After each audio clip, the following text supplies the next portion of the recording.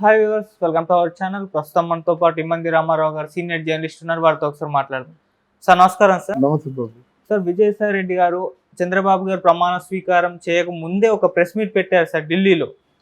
అంటే ఆంధ్రప్రదేశ్లో వైసీపీ కార్యకర్తల పైన ఎటువంటి దాడులు జరుగుతున్నాయని చెప్పడానికి అని చెప్పేసి మీడియా పిలిచి ఒక సమావేశం అయితే ఏర్పాటు చేశారు. అయితే ఆయన అక్కడ ఏం చెప్తున్నారంటే, బీజేపీకి కూడా మా అవసరం ఉంది, అంటే రాజ్యసభ సభ్యులు 11 మంది ఉన్నారు కదా, బీజేపీకి అవసరం పడుతుంది, సో మమ్మల్ని ఏం చేయకండి, మేము మీకు మద్దతు ఇస్తామన్నట్టుగా ఆ సంకేతాలను అయితే బలంగా పంపిస్తున్నారు.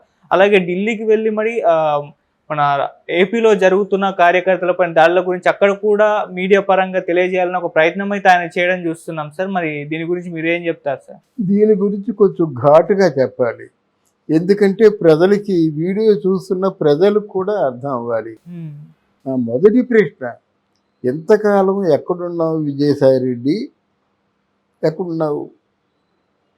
ఒకటి. రెండు, ఇంతవరకు ఒక ప్రమాణ స్వీకారం అయింది, మంత్రివర్గ ఎవరెవరో ఏమి తెలియదు, ఇంకా గవర్నమెంట్ పూర్తిగా ఫుల్ ఫ్లెడ్జ్డ్గా ఫామ్ కాలేదు, సెషన్స్ ప్రారంభం అవ్వలేదు. ఈలోగా ఎప్పుడు టీడీపీ జనసేన వచ్చి మిమ్మల్ని కుట్టారండి? అంటే గొడవలు అంటే పార్టీకి ప్రజలకి మధ్య గొడవ ఉంటుంది అనుకుంటావా? ప్రజలకి మధ్య గొడవ ఉండదా? వాడు ప్రాణం కొంచెం చివుకుమంటే వాడు మనసు గాయపడితే వాడు తిరగబడతాడు, అంతే అవకాశం వస్తే. దానికి ఎవరు బాధ్యులు?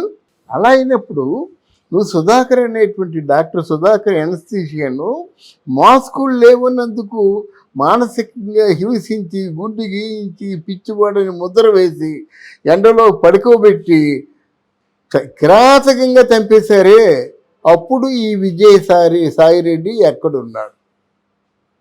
మాట్లాడాలి కదా. తర్వాత ఇక ఒక ఆడపిల్ల అపస్మారక స్థితిలో ఉండి సరిగా స్పృహ లేనప్పుడు ఎంతమంది రేప్ చేశారు, దారుణంగా చంపేస్తున్నప్పుడు చంద్రబాబు నాయుడు ఆమెను ఓదార్చడానికి వచ్చినట్టయితే మహిళా కమిషన్ ఒక మహిళ ఉండి మహిళ శవం ఎదురుగా కనిపిస్తుండగా చంద్రబాబు మీద కేసు పెట్టిందే. అటువంటిప్పుడు మేధావి కదా నువ్వు, ఎక్కడున్నావు? ఒక మహిళను సత్యనపల్లిలో ఎక్కడో ఒక మహిళ వెళ్ళిపోతుంటే టీచ్ చేస్తున్నారు కొంతమంది కిరాతకులు ఏంటంటే ఎవరైనా కావచ్చు, అది వైసీపీ వాళ్ళు కూడా కావచ్చు. అందుకే వాళ్ళకైతేనే అంత ధైర్యం ఉంటుంది.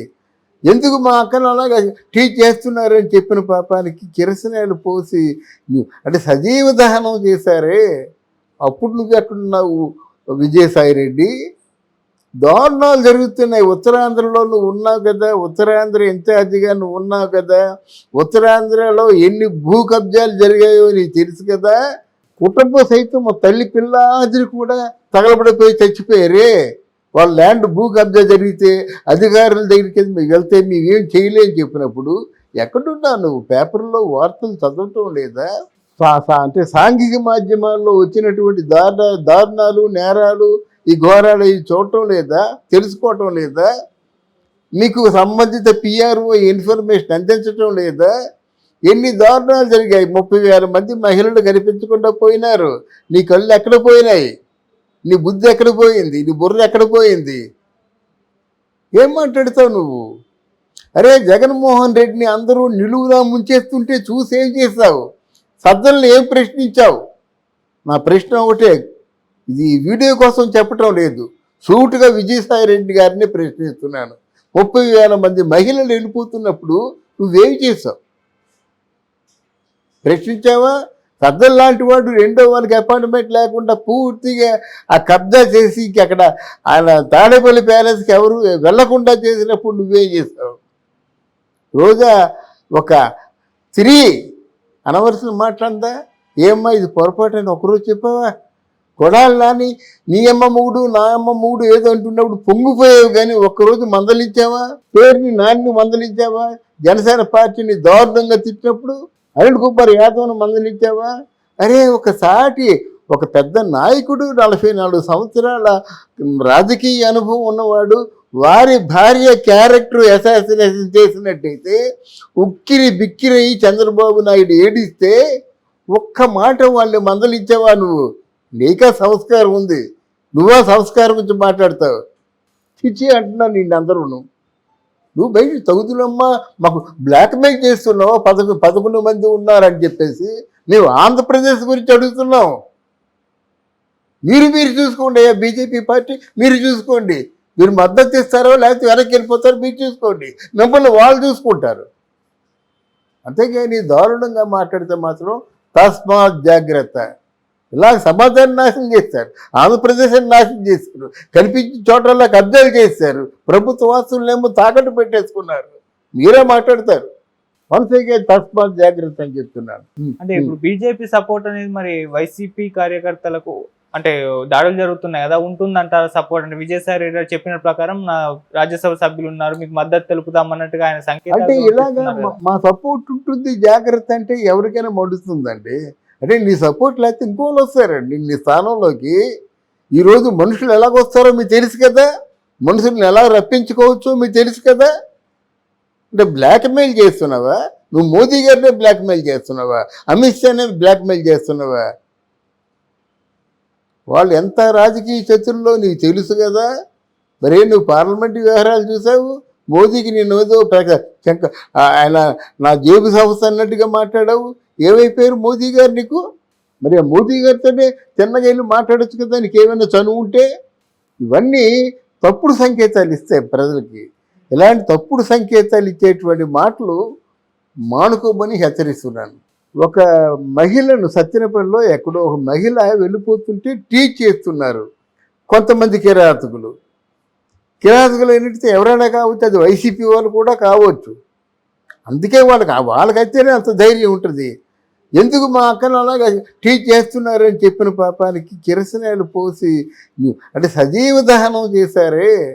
అప్పుడు నువ్వు ఎక్కడున్నావు విజయసాయి రెడ్డి? దారుణాలు జరుగుతున్నాయి. ఉత్తరాంధ్రలో నువ్వు ఉన్నావు కదా, ఉత్తరాంధ్ర ఇన్ఛార్జిగా నువ్వు ఉన్నావు కదా, ఉత్తరాంధ్రలో ఎన్ని భూ కబ్జాలు జరిగాయో నీకు తెలుసు కదా. కుటుంబ సైతం తల్లి పిల్లాదిని కూడా తగలబడిపోయి చచ్చిపోయారే. వాళ్ళ ల్యాండ్ భూ కబ్జా జరిగితే అధికారుల దగ్గరికి వెళ్తే మేమేం చేయలేని చెప్పినప్పుడు ఎక్కడున్నా నువ్వు? పేపర్లో వార్తలు చదవటం లేదా? అంటే సాంఘిక మాధ్యమాల్లో వచ్చినటువంటి దారుణాలు, నేరాలు, ఈ ఘోరాలు ఇవి చూడటం లేదా? తెలుసుకోవటం లేదా? మీకు సంబంధిత పిఆర్ఓ ఇన్ఫర్మేషన్ అందించటం లేదా? ఎన్ని దారుణాలు జరిగాయి. 30,000 మంది మహిళలు కనిపించకుండా పోయినారు. నీ కళ్ళు ఎక్కడ పోయినాయి? నీ బుద్ధి ఎక్కడ పోయింది? నీ బుర్ర ఎక్కడ పోయింది? ఏం మాట్లాడతావు నువ్వు? అరే జగన్మోహన్ రెడ్డిని అందరూ నిలువునా ముంచేస్తుంటే చూసి ఏం చేస్తావు? సజ్జలను ఏం ప్రశ్నించావు?